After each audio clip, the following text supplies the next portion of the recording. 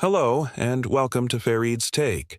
It's me. I was talking to a friend of mine yesterday, one of the world's leading experts on global supply chains, and he was telling me that things are really starting to unravel in a big way.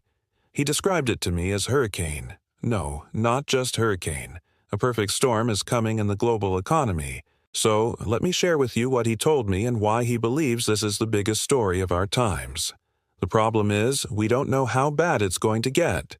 We don't know if it's going to be a little storm or a big storm. But something is coming, and we better prepare for it. Now, you'll remember, at the height of the pandemic, there were shortages of all sorts of things, right? You couldn't get a TV. You couldn't get a computer. You couldn't even get a simple mask. Why? Because the supply chain had broken down. Factories in China shut down. There were no workers to harvest crops in the fields. Stores got empty and then they got looted. You couldn't find a product to save your life. And then, when you did, the prices had gone through the roof because of shortages and the rising cost of transportation. You see, without an efficient supply chain, the world economy grinds to a halt. Global trade breaks down and inflation goes through the roof. Well, we seem to have solved those problems. The shops are full again. The shelves are full. Prices are still high, but at least we can find the products we want to buy. Well, not so fast. My friend says we are about to see another wave of shortages and higher inflation because the supply chain has broken down once again. This time, the reasons are different, more complicated, and harder to fix. For starters, energy prices have gone through the roof, which makes the cost of transportation very expensive. But that's not the only reason. There are other reasons why the supply chain has broken down. In Europe, there aren't enough workers to harvest crops because of the war in Ukraine and the sanctions against Russia. So food prices will go up.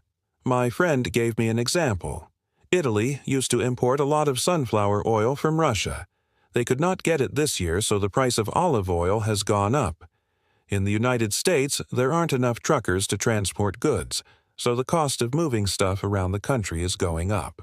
At the same time, the American consumer is paying more for everything from gasoline to groceries to housing, so they're not buying as much stuff, which means factories are producing less. And here's the vicious part. Fewer goods being produced and moved around means even higher prices. So the Fed raises interest rates even more, which means people cannot afford to buy anything.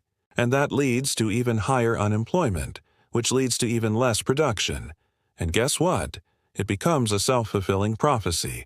There's nothing like a good crisis to make things worse. In China, the big factories are still producing stuff, but there isn't enough demand from the rest of the world to buy it, especially now that the Chinese yuan has become very expensive compared to the dollar. That means the Chinese are exporting less.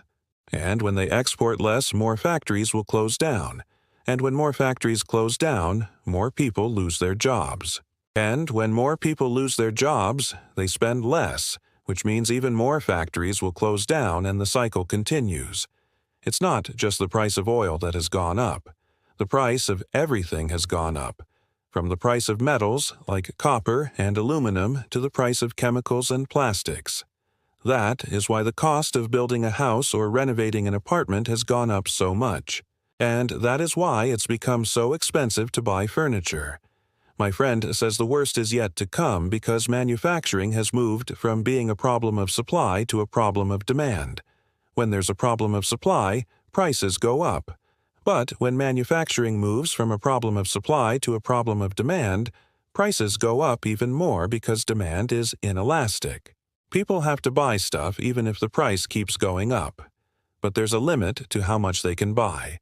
At some point, they stop buying altogether. My friend says that is where we are heading, and that is why I call this a perfect storm. It is a storm of rising energy costs, rising food costs, rising labor costs, rising transportation costs, and all of these are leading to rising interest rates.